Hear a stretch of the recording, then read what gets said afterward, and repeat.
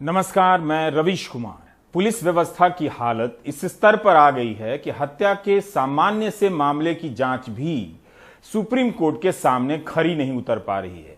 Chief justice को बताना पड़ रहा है कि एफआईआर का मतलब क्या होता है और किन बातों की जांच की जानी चाहिए। हाई कोर्ट से लेकर सुप्रीम कोर्ट की टिप्पणियां भी रूटीन होती जा रही हैं। ऐसा लगता है कि पुलिस तैयार होकर कोर्ट आती है कि आज सुनने को मिलेगा तो सुन लिया जाएगा। एक दिन की बात है, अखबारों और चैनलों में खबरें बदल जाएंगी और फिर वापस सब कुछ उसी ढर्रे पर चलता रहेगा। खबरों को बदलने से रोक नहीं सकते, लेकिन उनकी आड़ में सिस्टम अपने आप को नहीं बदलने का बहाना खोज लेता है। बहुत से बहुत अखबारों में लखीमपुर खीरी मामले में सुप्रीम कोर्ट की फटकार को इस तरह से छापा गया होगा। क्या यह कोई सामान्य टिप्पणी है? संवैधानिक नैतिकता का बोध अगर प्रशासन में होता तो इतनी खराब रिपोर्ट सुप्रीम कोर्ट के सामने पेश नहीं की जाती, और की जाती तो छोटे से लेकर बड़े अधिकारी तक के खिलाफ कार्रवाई हो जाती। लेकिन सब कुछ यथावत है। एक दिन अदालत को ही बताना पड़ेगा कि उसकी इन फटकारों से पुलिस व्यवस्था में क्या सुधार आया, वरना ऐसी हेडलाइन पाठक और पुलिस दोनों के लिए रूटीन होती चली जाएगी और जिसके साथ अत्याचार होगा उसे न्याय नहीं मिलेगा। यूपी पुलिस को पता है कि लखीमपुर खीरी केस की जांच पर सुप्रीम कोर्ट की नजर है। इसके बाद भी इतनी खराब रिपोर्ट लेकर वो पेश होने जाती है। इसका मतलब है कि पुलिस को कोर्ट की डांट से शर्मिंदगी नहीं होती है। सुप्रीम कोर्ट की फटकार का क्या इतना ही असर होगा कि जांच रिपोर्ट में कुछ लाइनें और जोड़ दी जाएंगी, या फिर जांच को लेकर पुलिस पेशेवर होने का कुछ प्रयास भी करेगी? इस वीडियो को आप कितनी बार देख चुके होंगे? क्या पता यह वीडियो ना होता तो किसानों की हत्या के बाद पता ही नहीं चलता कि किसने की। कोर्ट को बताना पड़ रहा है कि केवल गवाही हो रही है। नई स्टेटस रिपोर्ट पर भी सुप्रीम कोर्ट ने कहा कि इसमें नया कुछ नहीं है। 10 दिनों का समय दिया, लेकिन फोरेंसिक लैब की रिपोर्ट नहीं आई। आशीष मिश्रा का ही मोबाइल मिला है, बाकी आरोपियों के मोबाइल का क्या हुआ, कोर्ट पूछ रही है। मोबाइल टावर और मोबाइल डेटा का क्या हुआ? क्या यह कोई ऐसा सवाल है जो यूपी पुलिस को नहीं मालूम? क्या इस बुनियादी बात के जवाब के साथ अदालत के सामने नहीं पेश होना था? भारत के मुख्य न्यायाधीश को अगर यह कहना पड़े कि सेल टावरों के माध्यम से आप पहचान सकते हैं कि क्षेत्र में कौन से मोबाइल एक्टिव थे, तो कम से कम उम्मीद की जानी चाहिए कि पुलिस के भीतर किसी को शर्म आई होगी। जस्टिस सूर्यकांत को कहना पड़ा कि हमें यह कहते हुए दुख हो रहा है कि प्रथम दृष्टया ऐसा लगता है कि एक विशेष आरोपी को 2 एफआईआर को ओवरलैप करके लाभ दिया जा रहा है। 2 एफआईआर की एक ही जांच कैसे हो सकती है? लखीमपुर खीरी केस को लेकर सुप्रीम कोर्ट ने जो कहा वो सामान्य लापरवाहियों की तरफ इशारा नहीं है। कोर्ट की टिप्पणी बता रही है कि पुलिस सिस्टम कितना बेपरवाह हो चुका है। यूपी की पुलिस खुद को इन सब फटकारों के लिए अभ्यस्त कर चुकी है। पहले दिन से यूपी की पुलिस लखीमपुर केस में फटकार ही सुन रही है। ऐसा नहीं लगता कि पुलिस कोर्ट से अपने काम की पेशेवर तारीफ चाहती हो, फटकार सुनने आती हो और सुनकर चली जाती है। अगर कोर्ट दखल नहीं देता तो आशीष मिश्रा शायद ही गिरफ्तार होता और हथियारों की फोरेंसिक जांच होती। क्या अफसरों को नहीं लगता होगा कि सुप्रीम कोर्ट ने सवाल उठा दिए हैं? उनकी पेशेवर क्षमता पर यह सवाल है। कोर्ट को कहना पड़ रहा है कि हाईकोर्ट के रिटायर्ड जज से जांच की निगरानी करानी पड़ेगी। इस केस में आरोपी के पिता केंद्रीय गृह राज्य मंत्री हैं। क्या इतना काफी नहीं कि केंद्रीय गृह राज्य मंत्री को बर्खास्त कर दिया जाता या इस्तीफा ले लिया जाता? सुप्रीम कोर्ट की टिप्पणियों से तमाम आशंकाएं सही ही साबित हो रही हैं कि लखीमपुर खीरी केस में अजय मिश्रा के मंत्री रहते क्या होने वाला है। अगर सुप्रीम कोर्ट इसका सुओ मोटो नोटिस ना लेके इंटरवेंशन नहीं करता तो देखिए कैसे ये पुलिस, ये पावरफुल लोग जो हैं, ये कैसे पूरी ओवरलैपिंग ही नहीं दोषियों को बचा देते और निर्दोष लोग जो हैं उनको सजा दिलवा देते। जो आमतौर पे हमारे गांव में नहीं पूरे समाज में कहावत है कि निर्दोष जो है वो जेल में रहते हैं और दोषी जो होते हैं वो बाहर घूमते हैं। इस केस में ऐसा ही होना था। किसानों को शुरू से आशंका थी कि मंत्री के पद पर रहते हुए जांच सही तरीके से नहीं होगी। सुप्रीम कोर्ट की फटकार से यह लगता भी है कि अजय मिश्रा मंत्री ना भी रहें तब भी पुलिस को कुछ फर्क नहीं पड़ने वाला। उनकी पार्टी की सरकार तो रहेगी। इन टिप्पणियों से संदेश ऐसे जा रहे हैं कि पुलिस राजनीतिक कार्यकर्ता बन गई है। फिर पुलिस की जरूरत ही क्या रह जाएगी? क्या यह बेहतर नहीं होगा कि पुलिस जब राजनीतिक दल के कार्यकर्ता की तरह काम कर ही रही है तो कार्यकर्ताओं को ही पुलिस बना दिया जाए, पुलिस को खत्म कर दिया जाए। सरकार कानून बनाए और लिखे कि जिसकी सरकार आएगी उसके कार्यकर्ताओं की पुलिस बनेगी। जो लोग कुर्सी पर बैठकर अपनी कुर्सी को बचाने के लिए कार्यकर्ता बनते हैं, इससे तो कहीं बेहतर है कि जो कार्यकर्ता हैं जिनकी वजह से किसी की कुर्सी बच रही है, सीधे वही कार्यकर्ता कुर्सी पर बिठा दिए जाएं। कार्यकर्ता पुलिस विभाग की कुर्सी, मेज, टेबल, फोन, जेल, गाड़ी सब पर कब्जा कर ले और वही चलाए। इस तरह भारत दुनिया का पहला देश होगा जहां कार्यकर्ताओं की पुलिस होगी, पारंपरिक पुलिस नहीं होगी। ऐसे भी राजनीतिक दल के कार्यकर्ता पुलिस का काम करने लगे। मजहब के हिसाब से किसी समुदाय को कहां आराधना करनी चाहिए, क्या खाना चाहिए, किससे शादी करनी चाहिए, तो क्यों ना हम औपचारिक रूप से इन्हीं कार्यकर्ताओं को पुलिस बना दें। मैंने तो कार्यकर्ता पुलिस के लिए विशेष झंडा भी सोच रखा है जिस पर उंगली के निशान होंगे। मतलब जैसे ये कार्यकर्ता पुलिस कहेगी उसी तरह से सबको करना होगा। अपने दल से जुड़े कार्यकर्ताओं को बचाने का काम कार्यकर्ता पुलिस ज्यादा बेहतर तरीके से करेगी और बचाने के लिए नैतिक रूप से लैस भी होगी। इससे एक और झंझट से मुक्ति मिलेगी। गुप्तेश्वर पांडे जैसे अधिकारी पुलिस प्रमुख के पद से रिटायर होकर राजनीति में नहीं जाएंगे, ये काम बंद हो जाएगा। जो राजनीति में पहले से हैं उन्हें ही पुलिस और पुलिस प्रमुख बनने का मौका मिलेगा।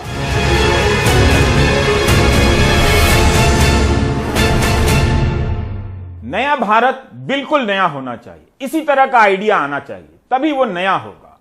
पुलिस सुधार को लेकर बहसें बरसों से चली आ रही हैं।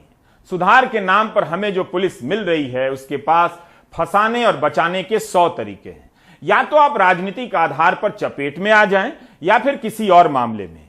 एक बार चपेट में आ गए तो पुलिस आपको चट कर जाएगी।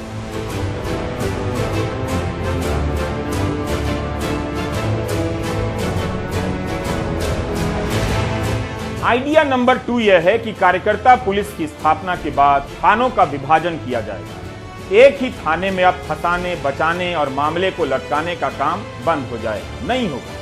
फंसाने के लिए अलग से थाना होगा जहां किसी को भी फंसाया जाएगा। कुछ हफ्तों, कुछ महीने जेल में रखकर अदालतों के चक्कर लगवाए जाएंगे। दूसरा थाना होगा बचाने का। इसमें राजनीतिक आका के लोगों या प्रभावशाली या जो भी पैसा देगा उसे बचाने का काम इस अलग थाने में होगा। तीसरा थाना होगा लटकाने का थाना। अगर गलती से सबूत वगैरह मिल भी जाए तो मामले को लटकाने का काम इस थाने में किया जाएगा। तीनों प्रकार के थाने गूगल मैप से जुड़े होंगे ताकि लोगों को तुरंत ही पता चल जाएगा कि कौन सा थाना सबसे नजदीक है, फंसाने वाला या बचाने वाला। मुझे पता है आपके दिमाग में भी एक आइडिया आया होगा कि वसूली के हिसाब से मैंने थाना नहीं बनाया। आप गलत सोच रहे हैं। कार्यकर्ता पुलिस के दौर में हर थाने में ही वसूली का अलग से काउंटर होगा। वसूली का अलग थाना बनेगा तो फंसाने और बचाने वाले थाने की कार्यकर्ता पुलिस को फंसाने और बचाने के बदले कुछ नहीं मिलेगा। जो पुलिस हत्या के सामान्य से मामले में सुप्रीम कोर्ट के सामने अपने पेशेवर काम को पेश नहीं कर सकती, वह पुलिस आम लोगों के साथ आतंक से लेकर अपराध के मामले में क्या करती होगी, उसके एनकाउंटरों को हम किस तरह आंखें मूंद कर सही मान लेते हैं। एक और कहानी बताता हूं। ये दिल्ली है, यहां गैर कानूनी काम ना करे यूपी पुलिस, यह हेडलाइन है। दिल्ली हाईकोर्ट की यह टिप्पणी है, कानून का काम करने वाली पुलिस गैर कानूनी काम भी करती है। इसी खबर में कोर्ट की एक और टिप्पणी है, यूपी में चलता होगा, यहां नहीं। दो प्रेमियों ने शादी कर ली तो यूपी पुलिस ने लड़के के पिता और भाई को गिरफ्तार कर लिया। दिल्ली के रहने वाले थे, गिरफ्तार कर ले गए शामली और दिल्ली पुलिस को सूचित नहीं किया। 1.5 महीने से जब भाई और पिता का पता नहीं चला तो यह जोड़ा कोर्ट की शरण में पहुंचा कि अपनी मर्जी से शादी की है, लेकिन यूपी की पुलिस भाई और पिता को उठाकर ले गई है। जस्टिस मुक्ता गुप्ता ने कहा कि यहां दिल्ली में इसकी अनुमति नहीं दी जाएगी। आप यहां अवैध काम नहीं कर सकते। कोई आपके पास आता है और आप उसकी उम्र की पुष्टि किए बिना गिरफ्तारी करने लगते हैं, चाहे वह नाबालिग हो या बालिग। कोर्ट ने एसएचओ पुलिस थाना शामली को केस फाइल के साथ व्यक्तिगत रूप से उपस्थित होने के लिए नोटिस जारी किया था। भारत के चीफ जस्टिस यूपी पुलिस को बता रहे हैं कि 2 एफआईआर की जांच एक नहीं हो सकती। जांच में क्या क्या होना चाहिए, तो दूसरी तरफ दिल्ली हाई कोर्ट की justice Mukta Gupta UP police से कह रही हैं कि यदि एसएचओ और उसके जांच अधिकारी केस फाइल पढ़ना नहीं जानते तो मेरे पास कोई समाधान नहीं है। यह खबर सितंबर महीने की है। मैनपुरी में नवोदय विद्यालय के एक छात्र की संदिग्ध मौत का मामला है। इस मामले में बयान लेकर अभियुक्तों को छोड़ देने से कोर्ट नाराज हो गया। इलाहाबाद हाई कोर्ट ने यूपी पुलिस के मुखिया डीजीपी मुकुल गोयल को 2 दिन कोर्ट में तलब किया। सबके सामने एफआईआर की कॉपी पढ़वाई और सवाल पूछे। कोर्ट ने उस समय के एसपी अजय शंकर के खिलाफ कार्रवाई नहीं होने पर भी नाराजगी जताई। कोर्ट ने तो एसपी को जबरन रिटायर करने का आदेश दे दिया था।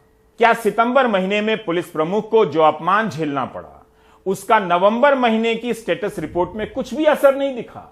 यह है हमारी पुलिस। बात यूपी की कर रहा हूं, लेकिन यह क्वालिटी केवल यूपी पुलिस की नहीं है। पुलिस अवैध काम भी करती है। हाई कोर्ट के जज की टिप्पणियों से किसी को तो शर्म आनी चाहिए। इस रिपोर्ट का फॉरवर्ड सुप्रीम कोर्ट के पूर्व जस्टिस मदन बी लोकुर ने लिखा है। इसे तैयार किया है youth for human rights documentation YHRD, citizens against hate CAH और people's watch. Madan B Lokur ने नोबेल पुरस्कार विजेता पत्रकार मारिया रेसा की एक टिप्पणी का उल्लेख किया है। बिना तथ्य के आप सत्य नहीं जान सकते और बिना सत्य के आप भरोसा नहीं कर सकते, और इन सब के बिना लोकतंत्र नहीं चल सकता। इस रिपोर्ट में यूपी पुलिस के 17 एनकाउंटरों का अध्ययन किया गया है। इन सभी मामलों में राष्ट्रीय मानवाधिकार आयोग ने जांच के आदेश दिए थे। जब तक आयोग जांच पूरी करता, एनकाउंटर के केस की संख्या 50 हो गई और 3 साल में 100 से अधिक हो गई। पुलिस एनकाउंटर में इतने लोग मारे गए। इस रिपोर्ट में लिखा है कि मानवाधिकार आयोग की जांच बिना किसी पर्याप्त जांच के बंद कर दी गई या 3 साल से जांच ही हो रही है। तमाम जगहों पर यह खबरें छपी भी हैं। आप इन्हें टुकड़ों टुकड़ों में पढ़ते हैं, भूलते रहते हैं, क्योंकि सिस्टम ही ऐसा बनाया गया है कि आप भूल जाएं। कल की जगह नई खबर खोजने लग जाएं। सिस्टम को पता है, इसलिए वह खुद भी हर दिन नई नई खबरें पैदा कर देता है। खबरें नहीं होती हैं तो इवेंट पैदा कर देता है। इस तरह आप एक घटना से दूसरी घटना के बीच शिफ्ट होते रहते हैं और आपकी नजरों को उलझाकर सिस्टम अपनी आदतों में पुराना होता जाता है, अपने गुनाहों में और शातिराना होता जाता है। कई बार न्यूज ही कवर अप का जरिया बन जाता है। जो पुलिस हत्या के एक मामले में विश्वसनीय जांच नहीं कर सकती, उस पुलिस के एनकाउंटर के दावों पर बिना सवालों के क्या भरोसा किया जा सकता है? Youth for human rights documentation, citizen against hate और पीपल्स वॉच की रिपोर्ट के अनुसार एनकाउंटर के 17 मामलों में एक भी मामले में पुलिस टीम के खिलाफ एफआईआर नहीं हुई है। एफआईआर 17 हैं, लेकिन सब में एक ही तरह के हालात में पुलिस और अपराधियों के बीच एनकाउंटर होता है। जिस थाने की पुलिस एनकाउंटर करती है, उसी थाने की पुलिस जांच भी करती है। 5 शवों में बुलेट के निशान के चारों तरफ पुताई की गई है, निशान बनाए गए हैं ताकि लगे ना कि नजदीक से गोली मारी गई है। 17 एनकाउंटर में 280 पुलिस वाले शामिल थे, लेकिन 20 को ही चोट लगी या गोली लगी। इनमें से 17 मामलों में देखा गया कि 15 मामलों में पुलिस को मामूली चोटें आई हैं। मुख्यमंत्री योगी आदित्यनाथ और प्रधानमंत्री मोदी अपने भाषणों में यूपी की कानून व्यवस्था के राज का, व्यवस्था का जिक्र जरूर करते हैं। माफिया खत्म हो गया, लूटपाट खत्म हो गया, लेकिन उसी पुलिस सिस्टम से जुड़ी इन खबरों और सवालों को आसानी से नजरअंदाज भी कर देते हैं। योगी आदित्यनाथ अपने भाषणों में जिस तरीके से अपराधियों को दूसरे लोक में भेज देने का जिक्र करते हैं, ऐसा लगता है कि एनकाउंटर ही इंसाफ का बेस्ट तरीका हो गया है। किसी भी वजह से एनकाउंटर को मान्यता देने वाला समाज, याद रखिएगा, पर्स में लिखकर रख लीजिएगा, एक दिन खुद ही पुलिस स्टेट से घिर जाता है।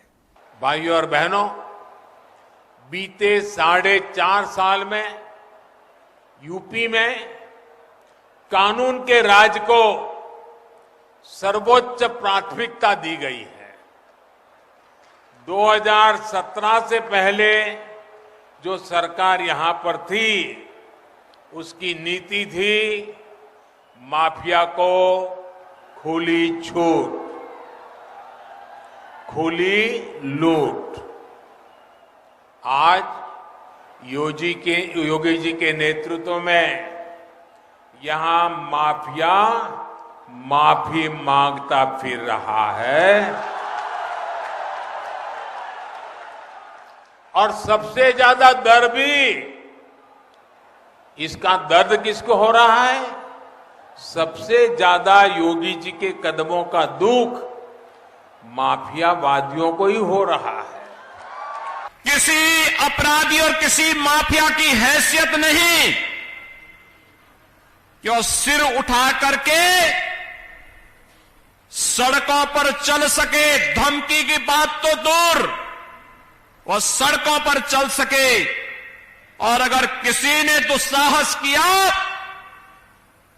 किसी व्यापारी और निर्दोष नागरिक पर गोली मारने का दुस्साहस किया, तो गोली उस व्यापारी और उस नागरिक पर तो नहीं लगी, लेकिन उल्टी उसकी छाती को बेचते हुए उसको दूसरे लोग की यात्रा को भी भेज दिया गया।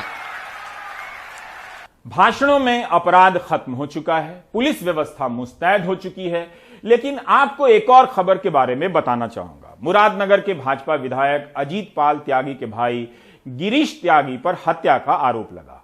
14 महीने से विधायक साहब के भाई फरार रहे, 14 महीने से अपने ही मामा नरेश त्यागी की हत्या के आरोप में। 14 महीने से नरेश त्यागी का परिवार यहां वहां भटकता रहा कि उनके पिता की हत्या के मामले में इंसाफ मिले। यूपी की पुलिस 14 महीने से विधायक के भाई को गिरफ्तार नहीं कर सकी। क्या इसलिए नहीं कर सकी कि गिरीश त्यागी बीजेपी विधायक के भाई हैं? 4 बार कोर्ट ने आत्मसमर्पण की तारीख दी। खबरों के अनुसार जब गिरीश त्यागी ने आत्मसमर्पण किया तो 200 वकीलों के घेरे में कोर्ट के भीतर दाखिल हुए। पुलिस पहले गिरफ्तार नहीं कर पाई। गिरीश त्यागी बेकसूर बताते हैं, लेकिन 14 महीने से फरार थे। ऐसी खबरें आपकी नजरों से नहीं गुजरती हैं, अमर उजाला में छपी हैं। जरा मेहनत कीजिए कि यह खबर और किस किस अखबारों में नहीं छपी है। जिन नरेश त्यागी की हत्या हुई, उनके बेटे का आरोप छपा है कि जान को खतरा है। नरेश त्यागी के बेटे अभिषेक त्यागी का बयान कई दिनों से अखबारों में छप रहा है। गिरीश त्यागी पिछले 1 साल से ऊपर समय हो चुका है जिसमें वो फरार चल रहा था, और उसने कल कोर्ट में फिल्मी अंदाज में सरेंडर करा। उसके साथ 150-200 वकील, उसके कुछ पाले हुए गुंडे, उसका साला, उसका बेटा, यह सब लोग मौजूद थे। और मुझे और मेरे भाइयों को कोर्ट रूम तक अंदर जाने नहीं दिया गया। और गिरीश त्यागी के सरेंडर करने के बाद जब वो बाहर निकले तो गिरीश त्यागी ने और उसके साले बबली त्यागी ने मुझे मेरे भाइयों को देख लेने की, जान से मारने की धमकी दी, जिसमें उसने कहा कि जो हश तो तेरे पिता का हुआ है वही तुम्हारा होगा, बारी बारी से तुम सबकी हत्या करवा दी जाएगी। पुलिस प्रशासन हमारे साथ है, हमारा ना पहले कुछ बिगड़ा था ना हमारा आगे कुछ बिगड़ेगा। गिरीश त्यागी एक हार्डकोर क्रिमिनल रहा है जो पूर्व में भी कई हत्याओं में नाम दर्ज रहा है। इसलिए कहा कि लखीमपुर खीरी के मामले में सुप्रीम कोर्ट की टिप्पणी एक मामले से संबंधित नहीं है, उन मामलों से भी है जो पुलिस कोर्ट की नजर में नहीं है। प्रधानमंत्री अगर प्राइम टाइम का ये एपिसोड ही देख लें तो यूपी की कानून व्यवस्था को लेकर उनका भाषण अच्छा हो जाएगा। उन्हें पता चलेगा कि माफिया का रूप बदल गया है। मुख्यमंत्री और प्रधानमंत्री भाषण देकर चले जाएंगे और एनकाउंटर के मामले में इंसाफ मांगने वाला वर्षों तक अदालतों के चक्कर लगाता मिलेगा। दवाएं की यह खबर 6 नवंबर की है, 2002 की घटना है। यूपी सरकार ने सुप्रीम कोर्ट को बताया कि इस मामले में जांच में देरी के कारण 5 इंस्पेक्टर सहित 9 पुलिस वाले दोषी पाए गए। सुप्रीम कोर्ट ने यूपी पुलिस पर ढिलाई बरतने के लिए 7 लाख का जुर्माना लगा दिया। कोर्ट ने कहा कि राज्य ने जिस ढिलाई के साथ मामले में कार्रवाई की है, यह बताता है कि राज्य मशीनरी अपने पुलिस अधिकारियों को बचाव या सुरक्षा कैसे कर रही है। यह खबर 10 अक्टूबर की है, हिंदुस्तान अखबार में छपी है। एनकाउंटर के एक मामले में 12 पुलिसकर्मी यूपी के 40 साल से फरार हैं। मैनपुरी में किसी रमाकांत का एनकाउंटर हुआ, तब उसकी सीबीसीआईडी जांच हुई। सर्किल अफसर सहित 12 पुलिस वाले जांच के दायरे में आ गए और तब से फरार हैं। कोर्ट ने इन सभी को फरार घोषित किया है। एनकाउंटर के फर्जी मामले में 12 पुलिसकर्मी 40 साल से फरार हैं और यूपी पुलिस खोज नहीं पा रही है। कई महीनों से यूपी की पुलिस 2014 बैच के आईपीएस मणिकांत पाटीदार को भी नहीं खोज पा रही है। 9वें माह की 3 तारीख को मैं माननीय पुलिस अधीक्षक जी के पास गया। उनके कार्यालय में उन्होंने कहा कि मुझे पता है कि तुम कहीं ना कहीं से राजनीतिक व्यक्ति भी हो। अगर तुमने किसी नेता से राजनीति करवाई या मुझे फोन करवाया तो मैं तुम्हारी हत्या करवाने में भी गुरेज नहीं करूंगा। किसी भी वक्त तुम्हारी हत्या करवा दूंगा, क्योंकि फाइलेंसर मेरे पास सुरेश सोनी बैठा हुआ है। महोबा के व्यापारी इंद्रकांत त्रिपाठी ने हत्या से पहले वीडियो बनाकर वायरल किया था कि आईपीएस मणिकांत पाटीदार उन्हें मारने की धमकी दे रहे हैं, उनसे पैसे मांग रहे हैं। कुछ दिनों के बाद इंद्रकांत त्रिपाठी की हत्या हो जाती है। उनकी हत्या के आरोप में आईपीएस मणिकांत पाटीदार फरार हैं, निलंबित हैं, अभी तक गिरफ्तार नहीं हो सके। इस साल मई में इलाहाबाद हाई कोर्ट ने यूपी सरकार को निर्देश दिया कि कई महीनों से आईपीएस लापता है। यह गंभीर मामला है, इसकी जांच हो कि वह जिंदा है या नहीं। सरकार का पुलिस पर से पूरा नियंत्रण हट गया है। पुलिस ही अपराध करती है और अपने मन मुताबिक कर देती है कि भाई वो तो गिर पड़ा, पैर फिसल गया, गिर पड़ा, जबकि सीधा सीधा उसको मारा गया, हत्या की गई। दो लोग और साथ में थे, उन लोगों ने स्पष्ट कहा। इसके बावजूद जब खुली किताब है कि बिल्कुल इन्हें हत्या की है, उसको बगला करके जो खत्म किया जा रहा है, दबाव डीएम द्वारा, एसपी द्वारा दबाव डाला जा रहा है कि भाई रिपोर्ट मत कराइए आप परिवार वालों के ऊपर।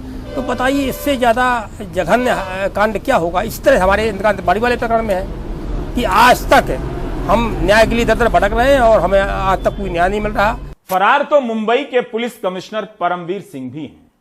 इस सिस्टम ने एक अफसर को और एक अफसर ने इस सिस्टम को मिलकर कितना सड़ाया होगा कि पूरा जीवन आईपीएस रहने के बाद फरार रहना पड़ रहा है। पुलिस को भी पुलिस से कुछ नहीं मिला। इसलिए कहता हूं कि अदालत ने पुलिस को लेकर क्या टिप्पणी की, कितनी गंभीर टिप्पणी की, इससे पुलिस पर कुछ फर्क नहीं पड़ता। अगर अदालत को बुरा ना लगे तो यह भी करके देख ले, पुलिस से ही पूछ ले कि अब आपकी इस करतूत पर क्या टिप्पणी की जाए। 100 शब्दों में आप खुद ही लिखकर कोर्ट में जमा करें। यह हालत है पुलिस की। राज्य दर राज्य पुलिस की जांच का यही हाल होता जा रहा है। इस तरह से खबरों को देखा या पढ़ा कीजिए, आपको पता चलेगा कि जिसे आप अपवाद मानते हैं वही नियम सा है। उसी नियम के तहत यह सिस्टम चला जा रहा है। हमने केवल अक्टूबर और नवंबर में छपी यूपी पुलिस की कुछ खबरों को निकाला है, उसके पहले की घटनाओं और खबरों को नहीं निकाला है। मैं इन खबरों को पढ़ूंगा, शायद पढ़ते पढ़ते थक जाऊंगा, आप बोर हो जाएंगे कि खत्म ही नहीं हो रही है इनकी कहानी। सरकार को डेटा देना चाहिए कि हर साल कितने पुलिस वाले अपराध में लिप्त पाए गए, अरेस्ट हुए और अपराधी को फंसाने या बचाने के आरोप में निलंबित हुए। पहली खबर आज की ही है। इंस्पेक्टर सहित 5 पर चलेगा मुकदमा, कस्टडी में महिला की हत्या का मुकदमा। मामला 2018 का है। दूसरी खबर भी आज की है, रामपुर से है। तत्कालीन गंज थाना प्रभारी समेत 4 के खिलाफ दुष्कर्म की रिपोर्ट। इसमें एक पीड़िता ने पुलिस अफसर पर बलात्कार का आरोप लगाया है। तीसरी खबर, दुष्कर्म केस के गवाह को जेल भेजने में 5 पुलिसकर्मी वाले सस्पेंड। एक सहायक प्रोफेसर पर बलात्कार का आरोप था। इस मामले में पुलिस ने आरोपी को बचाने के लिए गवाह को ही दूसरे मामले में जेल भिजवा दिया। चौथी खबर गाजियाबाद की है। दिवाली की रात बार डांसर का डांस देख रहे थे दारोगा जी, डांसर को मारने लगे तो केस हो गया, अब जेल में है। पांचवी खबर कानपुर की है। किशन त्रिवेदी ने पुलिस को घर बुलाया, दारू पिलाई, पार्टी की। पुलिस को घर बिठाकर त्रिवेदी के बेटे ने सामने के दलित परिवार पर कुल्हाड़ी और लाठी से हमला कर दिया। 58 साल के बुजुर्ग की हत्या कर दी। छठी खबर आगरा की है। सफाई कर्मी की हिरासत में मौत, निरीक्षक सहित 5 पुलिसकर्मी निलंबित। 7वीं खबर बनारस से है। बसपा सांसद अतुल राय पर बलात्कार के आरोप के मामले में डीएसपी अमरेश सिंह बघेल को नौकरी से बर्खास्त कर दिया गया। इस मामले में पीड़िता ने आरोप लगाया कि ये लोग आरोपी को बचा रहे हैं और उसने सुप्रीम कोर्ट के बाहर आग लगाकर आत्महत्या कर ली। 8वीं खबर मुरादाबाद की है, 26 अक्टूबर की। 6 लाख रुपए की रिश्वत लेने पर यूपी पुलिस के कोतवाल के खिलाफ भ्रष्टाचार का मुकदमा दर्ज हुआ है। 23 अक्टूबर की यह खबर है कि मुकदमे में बरामद माल कोर्ट में पेश न करने पर फंस गए कोतवाल, परिवाद दर्ज। 9वीं खबर देखिए, फतेहपुर की यह खबर है 7 नवंबर की। पिटाई से घायल युवक की मौत, पुलिस पर आरोपियों से मिली भगत का आरोप लगा, ग्रामीणों ने किया हंगामा। 10वीं खबर देखिए, 17 अक्टूबर की है, अमर उजाला में ही छपी है।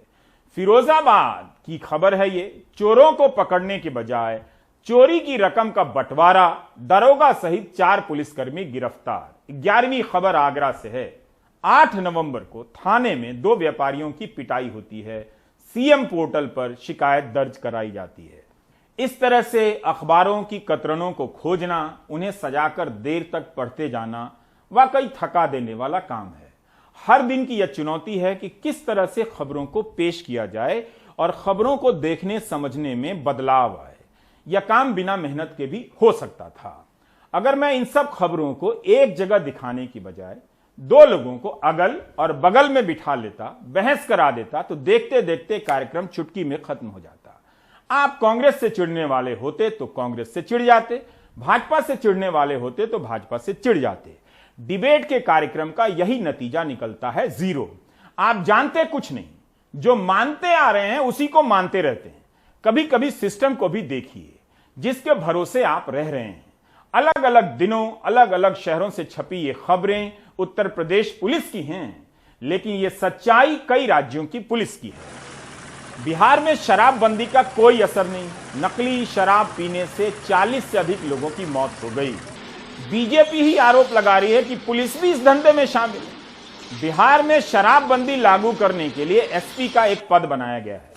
इसी साल जनवरी में एसपी शराबबंदी प्रोहिबिशन राकेश कुमार सिन्हा ने बिहार के सभी एसपी को पत्र लिख दिया कि सभी थानों की जानकारी और निगरानी और मिलीभगत से शराब का अवैध धंधा चल रहा है। इसमें सिपाही, दरोगा सब शामिल हैं, एक्साइज विभाग के अधिकारी शामिल हैं। इस पत्र से हंगामा मच गया। एसपी राकेश कुमार सिन्हा का तबादला कर दिया। उनकी जगह पर आए नए अधिकारी ने उसी दिन राकेश कुमार सिन्हा का यह पत्र वापस ले लिया। पुलिस की क्या हालत हो गई। पुलिस के अधिकारी जानते हैं कि पुलिस के लोग शराब के धंधे में लिप्त हैं, लेकिन उन पर कार्रवाई नहीं कर सकते। लोग मर जा रहे हैं। यही नहीं, राकेश कुमार सिन्हा ने यह भी लिखा कि स्थानीय प्रतिनिधि भी शराब के अवैध धंधे में शामिल हैं। अब सोचिए, राकेश सिन्हा जैसे काम करने वाले अफसरों के मनोबल पर क्या असर पड़ता होगा। बिहार में शराब के धंधे में लिप्त होने के कारण पुलिस की यह हालत हो गई है कि कोई नागरिक पुलिस को सूचना देता है कि अमुक जगह पर अवैध कारोबार हो रहा है, तो पुलिस उस नागरिक की पहचान स्मगलरों के सामने उजागर कर देती है। मुख्यमंत्री के जनता दरबार में भी लोगों ने यह बात रखी है। बिहार में शराब के धंधे में लिप्त पाए जाने के कारण 600 से अधिक पुलिस वालों के खिलाफ मामले दर्ज हुए हैं।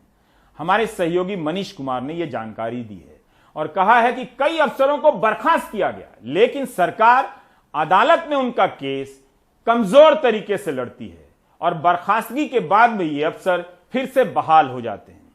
अब मैं बेतिया का एक वीडियो दिखाना चाहता हूं, प्रेस कॉन्फ्रेंस का है। इससे आपको पता चलेगा कि अभी भी स्थानीय पत्रकारों को पता है कि सवाल कैसे करना है। प्रधानमंत्री मोदी की तरह सभी नेताओं ने अब प्रेस कॉन्फ्रेंस से दूरी बना ली है। राजधानियों में अब कोई प्रेस कॉन्फ्रेंस नहीं होता।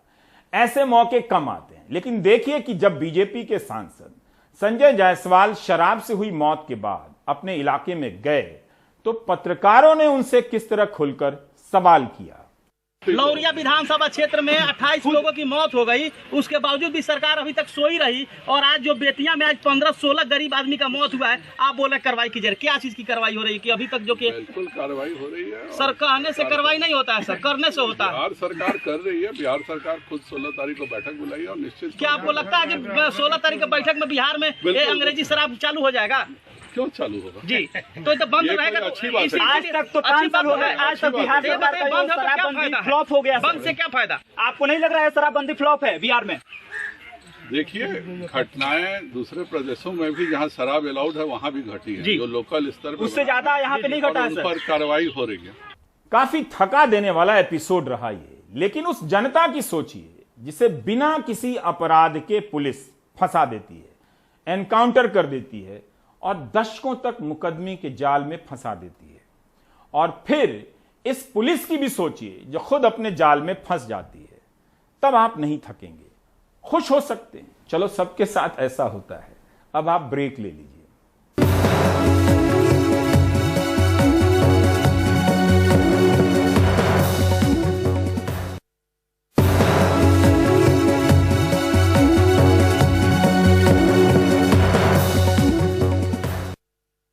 यूपी के कानपुर में जिका वायरस से 100 से अधिक लोग संक्रमित हो चुके हैं। अभी तक किसी मरीज में बीमारी के गंभीर लक्षण नहीं पाए गए हैं। जिका वायरस शरीर की प्रतिरोधी क्षमताओं पर हमला कर नष्ट कर देता है। विनीत कुमार और आलोक पांडे की ये रिपोर्ट देखिए।